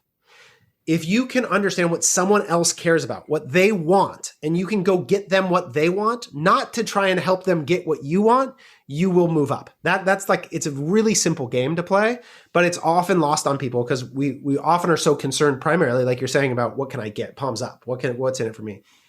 All right. One other cool thing you're doing with CTC, and I do want to ask you some questions about it because I'm not quite sure I understand it. Is you are selling 80% of your company to your employees. So help me understand what that looks like. And I know there's some like diversity involved here. I think I told you before the call, you or Aaron or whoever wrote the disclaimer, like you wrote this long article about why you're doing it, what it means. It was so well worded. It was so great English that I don't really know what it said. And so I was like, I got to get him on here to have him tell me in Ben talk, if you will, what exactly you're doing there. So this has been a long journey for both me personally and our organization that I'm so grateful for. So 6 months ago or whatever, right? Like the world gets flipped upside down. We're dealing with the George Floyd murders. We're dealing with social unrest. This is right in your backyard, right? We're talking about this on our Wednesday night calls. And I'm starting so we've got this Blackout Tuesday. We've got clients asking us about what's going on. And we're being faced with this question about CTC, right? This question about who are we in the midst of this story? And so I dream up a bunch of ideas, and I went to one of my employees who's been a longtime friend and coworker, and his name's Chris, and he's an inspiring Black man. And I said, hey, I've got these ideas. What do you think about these things that CTC could do? And he gave me a transformative answer that's like altered the course of our future. He said, Taylor, I'm disinterested in appeasing the feeling of discomfort that you have right now. But if you're interested in going on a journey, I have an idea. And man, one, that took courage. I'm so appreciative of his honesty. I'm glad we had a relationship where he felt comfortable talking to me that way. But what he was saying to me is that what you're trying to do with these ideas is not feel bad anymore. But I actually see some things at CTC that actually I think really could be addressed if you're willing to go deeper. And so he invited us into a journey. He introduced me to a woman named Katrina Fry, who runs an organization called Culture Shift. And she helps companies sort of examine their own internal diversity and to chart a different path forward. And she came and spent 7 months with us, doing everything from internal CTC one-on-one executive coaching, speaking to our leadership team, leading company-wide webinars on all sorts of different things. And we had to examine some of the systems that we had built. Our leadership team is 9 people and 8 of them are white men. 99% of our equity is owned by white men. Our organization lacks the diversity that we need to serve the future of what I believe our business will be required to serve. I think that, and what happens is our client base reflects the people that we have. And so we end up serving a very narrow slice of the market. And so I think we have both a ethical imperative and a business imperative to challenge and look internally at who we are and see if we can build a better version of CTC in the future. Part of that then is to examine all of the structures of CTC. So that includes our hiring practices. So the document that you're referencing was 5 commitments that CTC has made to building a more diverse and equitable future for our company. So part of that is hiring practices, right? Diversity is about the measure of the demographics of the people inside of your organization. We want to do better there. Inclusion is the experience of the people inside of the organization. So we want to actually assess, are people of color inside of our organization having an experience where they feel safe, heard, seen, empowered, cared for, all of those things, just like I want for every one of my employees. And then the E in DEI that people often underestimate is equity, right? And so we had to examine our power structures and say, how are we going to build an organization that actually serves the dreams of all of the people inside of it? And as an ownership structure of 9 white men, that's a very complex thing to figure out. And so I got turned on to a book called The Citizen's Share, which is an incredible breakdown of ESOPs, so equity stock option programs, and their possibility for bringing more people into ownership, which I think is one of the primary mechanisms of dealing with wealth inequality in the world. That if you go back to what our founders tried to do with the Homestead Act and other things, is that owning property, owning corporate entities is, I think, a really important mechanism for bridging that inequality gap. And I fell in love with the idea that CTC at its roots, our name is Common Thread Collective. And our mission is to help to help entrepreneurs achieve their dreams. And so we've dreamt of our employees and serving their dreams and allowing them to shape the future of CTC. And now that's just going to be able to happen practically, as they will be the owners of the company, more so than any of us. And it will be a legal reality versus just a philosophical one that we would state. So you tweeted something like, get access and give it away. Help me understand what does that mean, and why does that mean so much to you? Because immediately I put up my walls. I was like, what are you talking about? I worked my face off to get here. Totally. And now you want me to just give it all away. Yeah. So I think there's a couple of things that are really important. So one, the idea of giving it away, there's a mechanism. So the beauty of an ESOP, right, is that it both honors the work done as well as invites a new structure. So I'm not gifting equity, right? There's a compensation. So the way that an ESOP works is there's a third-party trust that represents the employees, okay, that values our business as a third-party objective entity, not me. I don't get to determine the value. They, representing the employees, determine the value. And then there's a deal that's brokered that purchases the company from the employees using the funds of the entity or a bank note, right? So people get paid in an equity exchange. So the equity is being purchased from the existing owners. It's placed in the trust and then distributed to the employees on the basis of their salary as a percentage of total payroll, right? So there's a mechanism here that does both honors the work that has been developed as well as reimagines a better future. So that's important when we talk about that. The second thing, though, is that this idea of ownership is inviting people into a consideration of what it means to be part of the capital structure versus the labor force, right? You're an entrepreneur. You understand this. You described the liquidity event that you just described, that you experienced personally, that I've experienced. I was offered in my first business in Power Balance what we talked about, where they invited me into that consideration, and I got to learn what it meant to be an owner, what it meant to file a K-1, and what the opportunity was to earn beyond labor, beyond my salary. And that was transformative for me as a young person. It was a gift that the people around me believed in me enough to give me that learning and education. And I really believe that this is actually how you create transformative life wealth, is by owning valuable assets that produce capital returns, not just in exchange of time for money. So if I can invite more people into that consideration with the tool that I have at my disposal, I think that is consistent with what was offered to me, and in a way that I think will affect not just them, but their children, and hopefully the places that they go and affect as well. And it will invite more people into the accountability of ownership. Because the thing about ownership is it's not just about you make a bunch of money, right? It's about a sense of responsibility, about accountability for outcomes, about decisions. You're assigned all that goes alongside ownership.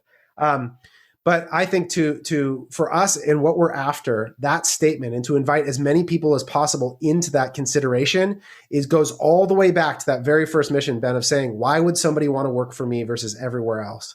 And I think since day one, we've been after that principle, and we're going to continue to do that. And I think the fact that we're willing to do it gives us a competitive advantage over everybody else. So I feel like there's some pieces that are going to get, on the wayside here, right? So assuming someone gets some capital ownership, like I love the idea. You're not going to get rich working a 9 to 5.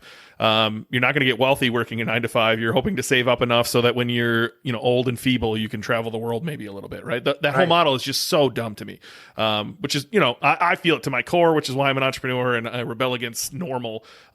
And I love that you're giving it away. However, when you give it away, if you don't provide boatloads of education, I would wonder, or I would feel as though the people you're and you're not giving it, right? You're selling it, but the people that are inheriting that in one way, shape, or form don't know what to do with it, right? And so there's a huge educational gap there of like, hey, don't go spend this, or don't go buy things. Like an education on how wealth actually is accrued and why maybe they've been sold a lie.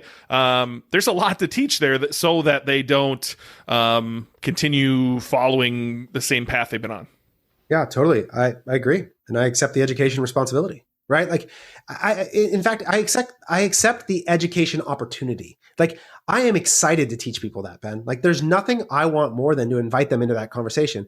For some reason, like, one of the things I notice is that that's the response that a lot of people have is like, it's this idea as if people can't come into understanding for a thing that I came into understanding of. Like, I didn't know once. Someone taught me. Someone gave me the chance. And you know what the other thing is?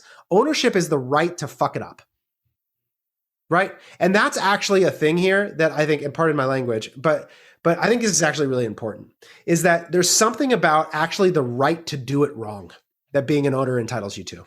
And that, like, I don't need them to do it right. I don't actually accept responsibility for everything they need to know to do it right.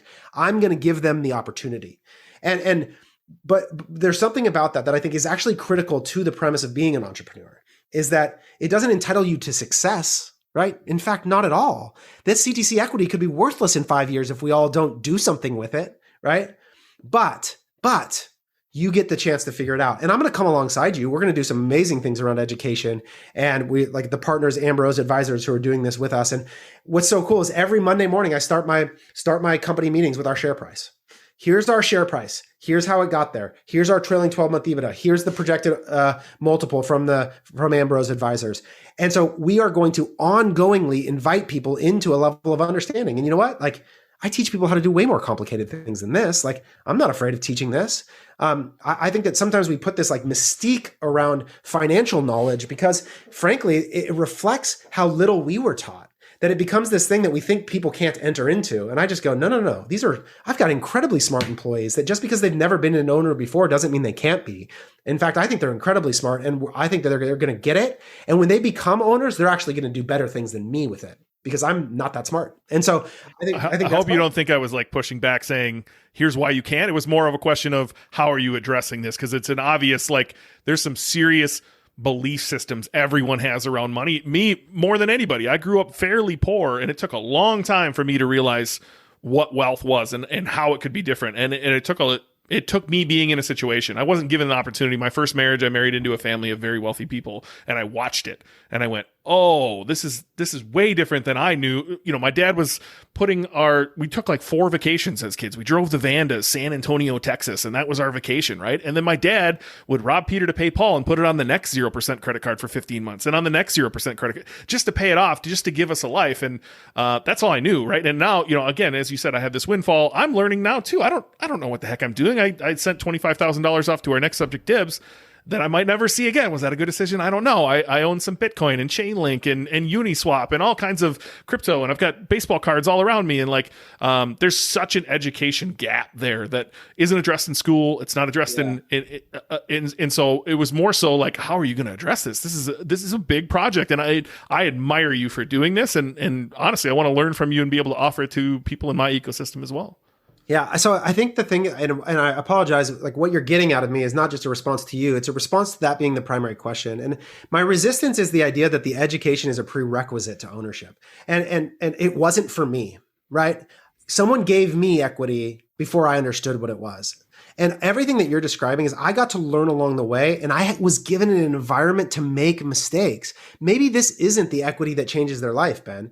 Maybe it's what they learn about this ownership experience, like it was for me. I didn't make any money on Power Balance. But I began to understand, oh, I know who did, and I know how, and I know when the money got distributed and what that meant, and it didn't show up in my salary. So all of that is an environment in which you get to learn. And so my thing is that I just don't think that the education is a prerequisite. It doesn't mean I don't want to offer it. Of course I do. And I want to make myself, and I literally all this week at Marco Poloing with one of my employees, talking to him about his personal financial investment. Like I am deeply ingrained in this experience for them to try and offer that as well. But I think what I feel a resistance to is that I get a lot of this narrative. Like if you go read this thread that I'm on right now, where I talked about my resistance to ETFs as this wonder drug, a lot of what people say is this idea that like people are stupid and they need ETFs because they don't know what else to do. And I just like, I hate that. Like, I think that there is something like deeply broken about the way that we view people. And we forget like who we were when we got introduced to Bitcoin, or like that, like I'm some magical person that can understand things that my employees can't. Like, no, it's just someone was gracious enough to give me a chance to sit with me, to talk to me, to give me something that I frankly probably didn't deserve or didn't have to have. And that's what privilege is it's like being given opportunities, independent warrant or right? Like, and I just don't believe that my life is this sequential stories of I earned everything that was given to me every step of the way. Not, in fact, I think many times my stair step up in my level is a reflection of someone's grace and care for me more than it is about my deserving entitlement. So I had some resistance as you were talking, and by the time you were done, it was gone. Like my initial resistance was, fuck you, Taylor.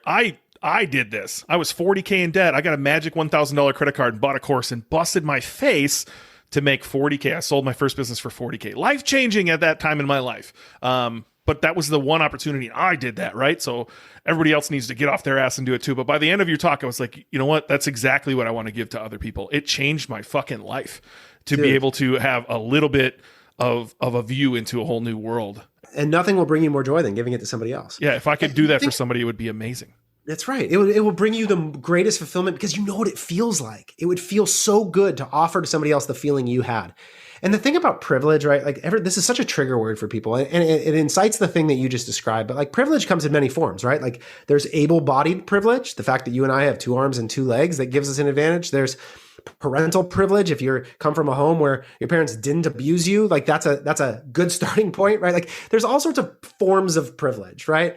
And so the thing for me is like, I have an employee, and this kid is freaking amazing. And I'm going to tell a version of his story without using his name, but he's an immigrant, this family from Mongolia. And they came here, he and I are on a Zoom call, and he's telling me the story. And he's like, they came here illegally. He tells me, he's like, Taylor, like I don't think this is right, but we came here on a tourist visa and we just stayed, and they were trying to get me to a better life. And ends up like he is experiencing some abuse. One of his parents struggles with alcoholism. And his appreciation for his deeply broken home situation and how it got him to where he is that despite all the brokenness and all the pain that was inflicted on him by those parents, he has a deeper appreciation for his parents than I do. And what that reminded me of was like, when we think about what we were given, I think sometimes it's so relative and it's so hard to contextualize what else it could have been. And so I just want to be a person that is deeply appreciative and sees gratitude in the spaces that I'm in and offers out of that place more than this idea that like, again, it goes back to this scarce mindset that like, I deserve something because of the effort that I did. Like, sometimes I think that like when I'm trying to do that, I'm trying to add something to myself that I don't have. And I don't know what that is. Like I get to that place too, to be clear. Like I feel that way many times. And every time I do, I take a step back and I'm like, what is it that I want right now that I don't have, that I need to be added to me?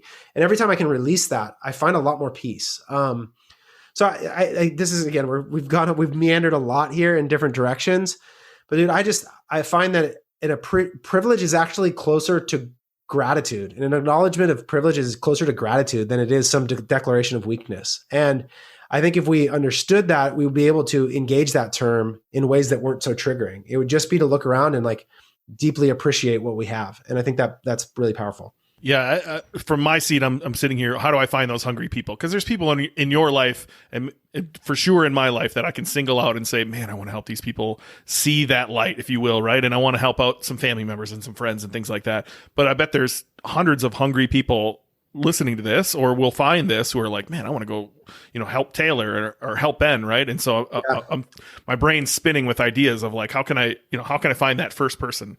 You know what I tell you? So you build a cafeteria, people will show up for food. You build a hospital, sick people will show up. If you build a place at CTC, we build a place where we will alter the trajectory of your career. You know who shows up? Hungry people who want to alter the trajectory of their career. You don't go seeking, right? Like you build a thing that people want on the basis of the thing that you're offering, right? So that to me, like you actually can't go convince somebody to behave any certain way. They have to make that choice for themselves, right? But if you develop a place where they know that if I come to you and I'm hungry, I will benefit and I will grow, like because you offer me meat, like to keep with the metaphor, like you develop a reputation for being a butcher, people will come wanting meat. And that I think is the key, is that be a place where hungry people, when they come to you, will be fed and grow, and then they'll keep coming. Can I share one more story though? Because I think this is important because I want to share, and this is something I don't think I've talked about on a podcast yet, but I want to share, like, because the idea that I'm a great leader, I would actually coat with, I'm a curious person who's willing to see myself as needing to improve. And that is part of the power. And I want to share why I think I've gotten there. So when I was 24 years old, I showed up, my mom called me, I was driving to work, and my mom was crying, and she said, Taylor, I need you to come home. Your dad's gone. Okay. Now I want you to understand that up until this point, my family was like the prototypical perfect Orange County, white evangelical Christian family, like well off, perfect kids, good life, nice house, all the things. And so I got that call. My mom's crying. I drove home, and I found my mom upstairs in the house we were living in on a couch crying. And she told me that she had caught my dad texting another woman, and that she had told him to leave. And in that moment, my mom unloaded 20 years of secrets on me that throughout all of my life, my dad had had all these relational affairs and was not the person that I thought that he was. And my mom sort of went into a vegetative state and had an emotional breakdown. I had to carry her to bed for many nights. As I dove into their life, I found that they were hundreds of thousands of dollars in debt, completely. And I had to go with her crying to the bankruptcy attorney, and have not had a relationship with my dad since. Something I'm working on, hoping to pursue more forgiveness there as I continue through that journey. But that was a sixth sense moment. And, in the sixth sense, at the end of it, he discovers that, he's dead, or that everybody's like that Bruce Willis is dead, and you replay your whole life through a different lens, right? And suddenly you realize that everything you thought was true was not. And so I live in the reality that at any given moment, everything I think is true could not be. And I'm totally comfortable with that. And I'm aware of that. And so one of the things that makes me is really open to people telling me that I'm really wrong about something. And so I think that diversity and inclusion is another place where someone helped me to see something I didn't see for myself, that because I was not afraid of the idea that I could be totally wrong, I was open to receiving and hearing. And that means I've got to receive those and sort through them and figure out where I land and come to conviction on it. And I live with this idea that my job is to live in integrity with my best available present truth. So whatever I believe to be true right now, my job is to behave in integrity with that, but know full well that it could change again in 6 months. And so a lot of these things, these experiences come out of this place of like being certain that I'm wrong about a lot of things. And so I say that because I want everybody to hear, like, Taylor is not right. Taylor doesn't have all the answers. In fact, a lot of the things that Taylor are saying could be totally wrong. But I think that space, that mental occupation of that possibility and the consideration then of everything you learn along the way allows you to build systems that are able to change and support and evolve and become sort of adaptable to whatever you need to learn and know for the moment. So that's a little bit of a story and insight into me that I don't think you knew, that I think is an important part of who I am. Look, I think you are a great leader. I admire a lot of what you're doing. I admire your passion towards so many subjects. Like this obviously is a podcast. I hope people can hear, but I can see it, right? And I've talked to you about other things. I know we wanted to get to Dibs and to NFTs. I'm going to call it right here because I think you did a fantastic job of like talking about your business, and like, this whole episode was incredible, man. You knocked it out of the park again. Maybe we'll try to get this one up to being the #1 episode. We'll see what we can do about that. But I do want to have you back on, Dave Charn, who was on a previous episode. I want to talk about NFTs. I want to talk about Dibs. It's where I'm at. I know that's where you're at. Moon, dude. It's going to the moon. Yeah, if you're into sports cards and you're not on Dibs, that's crazy. Taylor or myself, we can definitely get you on the platform while it's still invite only at this point. But like NFTs is such a cool conversation. I don't know how much you want to deep dive into another crazy investment we made in that market. I have so many notes here of like Euler Beats, Monsters of Rap, CryptoPunks, CryptoKitties. I think what I'm going to do, I'm going to try to get Evan on here and do a little bit of call about Dibs, and then maybe follow up with you and Dave like for the second hour, and we'll talk about Dibs, and then we'll talk about NFTs. So I'll try to book that out. Sorry, folks, if we didn't get to that. Man, Taylor, where can people find you? Obviously, Twitter is where it's at, but where else can people reach out? More people need to hear from you. Yeah, I'm at Taylor Holiday on Twitter. It's my favorite spot to engage. The other thing I'll tell you is if you DM me, one of my favorite platforms to communicate on is Marco Polo, trade asynchronous video messages. And I do it with lots of entrepreneurs all over the world, just bounce around ideas whenever I get the chance. I love async communication. It's hard to schedule Zoom and time, but it's easy to trade messages. So those are the places for me, man. Yeah, I used to I can't even remember the name of it. There was like a walkie-talkie app that everybody was using. And I used to love the same thing, that you could just, send a real quick message. A Voxer is what it was called. You could send a real quick Voxer and get a Voxer back. My wife uses Marco Polo to send like little kids videos and stuff. So maybe I need to get on there and just shoot some random stuff to you. Do it. I appreciate the time, man. Thanks as always for drawing out good conversation. I appreciate it. I hope you were able to get something out of this episode. I know I certainly did. I look up to Taylor a lot. I'm grateful for my friendship with him. In fact, the last year of my life, I don't think I would be into some of the things I'm in if it wasn't for him. He's the one that set up the Wednesday Night Poker Group, which brought in our investments into Dibs and brought in a bunch of friendships that I've had on this show that I wouldn't have before. So I'm just super grateful for him as a friend. I'm grateful he's able to come on here and talk about some of the things we're able to talk about. And I really hope you were able to glean something from this conversation that you can implement into your business. If you like this show, please share it with somebody. That is the fastest way for me to reach more people, is just you sharing it with somebody you think needs to hear this. So if somebody came to mind in the middle of this, please share this episode with them. I would appreciate it very, very much. Again, thanks, Taylor, for coming on. Go follow Taylor Holiday on Twitter at Taylor Holiday. If you're not on Twitter, get on there already. But if you are, make sure you're following Taylor. He's a good follow. And like I said in the beginning of the show, I'm going to start sharing more as well. So go follow myself at Ben Knegnor. Both of those Twitter links will be in the show notes. I'm going to start emailing more. I'm going to start sharing more stories, more lessons I've learned along the way, more cool things I've been able to do, and what I'm geeking about currently. I'm going to start sharing that in my email newsletter as well. So again, in the show notes, sign up for my email newsletter, follow me on Twitter, follow Taylor on Twitter, and honestly, thank each and every one of you for listening. Seriously, from the bottom of my heart, I appreciate every single person that listens to this show. A few of you have reached out and let me know what this has meant to you, and I can't thank you enough. I appreciate you. I love doing this. I love interviewing amazing people.